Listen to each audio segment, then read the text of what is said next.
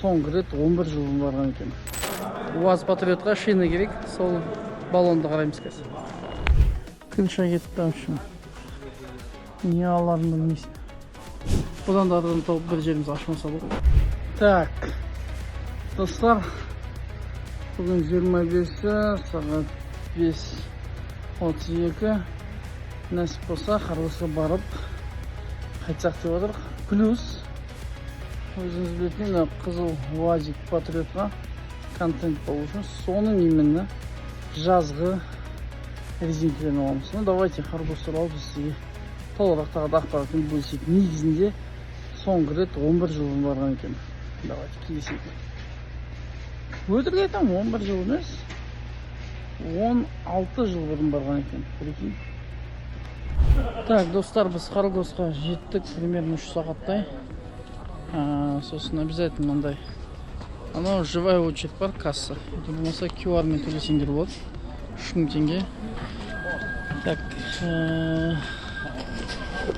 3 сағат 20 минут аспай жетсең, сондай. И спокойно, без очереди, вообще интересный QR-ын істеп. Обязательно шарттардың бірі. Нелеріңді телефонда автоматический режимді алып тастау керек операторлардың. Чтобы Қытайдың сеттеріне кірмеу үшін. А то шатасасың. Короче, тишина азында келгесін ба, білмеймін, или аптан іші болғасын ба. Біз обязательно талончик толтырып, қазір королевский комнатаға кіріп, бір демалып алу керек тұрға. Өкінішке орай. Айтқанымызда қағаз жоқ. Білмеймін, осы мәселені қалай шешуге болатынын, бірақ үлкен бір мәселе деп ойлаймын. Бәлкім қағазды қояды, қағаз ұрлап алып кетеді ма, бірақ по факту, в общем, қағаз жоқ. И ол дискомфорт тудырады да. Қол сөйте алмайсың, ештеңе істей алмайсың. Ақпарат, темекі, алкоголь, в общем, понятно. Бірақ енді бұл жерде сонда бір зона, чисто жеке тұлғалар өздеріне керек заттарды қолданады. 25 килограммға дейін немесе 500 евродан аспау керек екен. Шамамен 250 мың теңгеден аспайтын дүние ғана ала аласыз. Бірақ әдетте біздің тұрғындар осы жерден закуп жасап, туысқандар, балалармен келіп 4-5 адам болып алып, содан кейін Алматыда, басқа қалаларда сатады. Енді 250 мың теңгеге алып, 2 есе қойсаңыз 500 мың теңге, 1 миллион қалып, 1 миллион табасыз дегенсіз ғой. Өздеріңіз қарайсыздар, бағасын бересіздер. Қызық па, таныстарыңызда айналысып отқан шығар. Енді біз ішке кіріп, бізге лично УАЗ Патриотқа шина керек, сол баллонды қараймыз қазір. Осы жерден автобусқа мініп, дальше граница қарай барамыз.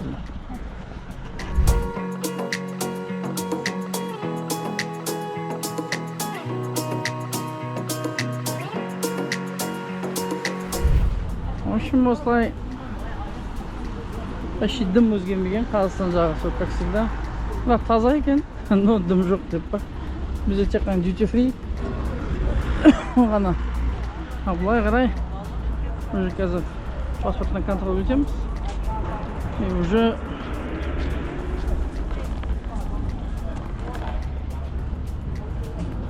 шопинг жасаймыз. Но біреулер айтады, бір күн кеп тексеру керек. Мына жерден ары қарай границаға, ішіне қарай, ішке Қытайға кіруге болады. Уже паспорт керек болады, загран паспорт. Сонымен ішкі рейстерде арзан дейді, ары қарай қалған қалаңа барып бір серуендеп қайтсаң болады дейді.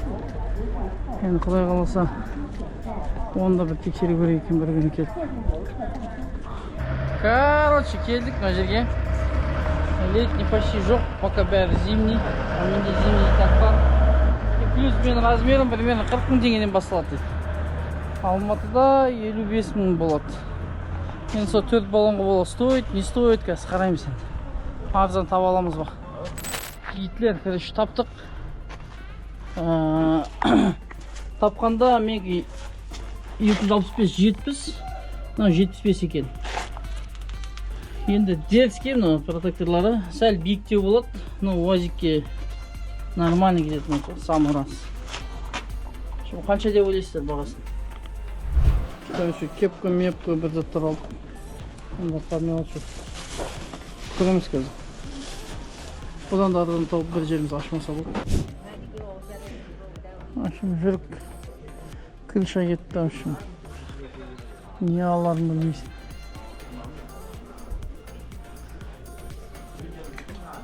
Бір нәрсе анық бұл жерден вагман жеп кету керек дейді. Вагманға қазір келеміз. Бізде шина перевес болып жатыр. Шина 18 килограмм біреу, прикинь. Көреміз енді. Şimdi келіп полный киініп кетсеңіздер болады екен мияқта. Şimdi айдалада очки көріп кеттік. Нормальный сияқты. Жақсы очки. Шапка бәрі бар. Короче, жігіттер, осылай тапсырасың, золотой порт. Бұйыртса 2 сағат ішінде болады. 4 шина алдық. Енді қазір ол пока 2 сағат болғанша ручной кладқа өзімізге не алуға болады, аралап көреміз. Самый главный миссия бітіп жатыр бұйырса. Короче, жігіттер, нереально қызық заттар бар. Маевкаға баратын әсіресе. Ярый рыбақтарға арналған қайық, прям ортасына алып барып деген істейсің дейді ғой. Но мангалға мен таңғалып тұрмын. 55 мың теңге. Килограмм 1000 теңгеден дейді алып барып берем. Но біздің барахолкада қанша екен кім береді мында спальниктер? Но спальник қазір 9000 теңге дейді. Стоит па алға? Не стоит па? Қалай ойлайсыңдар?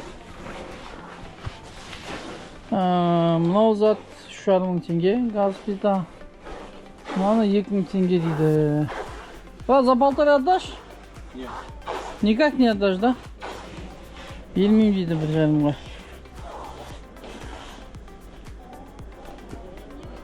Да, бірақ әдемі екен.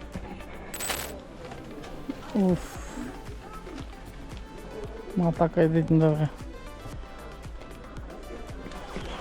Біздің арзан магазин на максималка қойышым. Так что бір келіп кетуге болады екен. В общем, шопоголик кетіп бәрін таста, келіп специально осыны пальто алдық. Нормальный сияқты, тағы басқа адамдарға да алдық. В общем, ұзын сөздің қысқасы, менің ойымша Қарғосқа бір келіп кеткеніңіздер де болады. Айына бір рет болса, тем более. Все, жігіттер, міне общем алдық, 4 баллон шықты. Тағы да осы жерге алып берген тағы да 1000 теңге, но она того стоит. Пакет кезіп машинаны толтырамыз енді. УАЗға қызмет ететін Санта-Фе ғой, короче. Тек қана жақсы күндерді киесек жігіттер, давайте.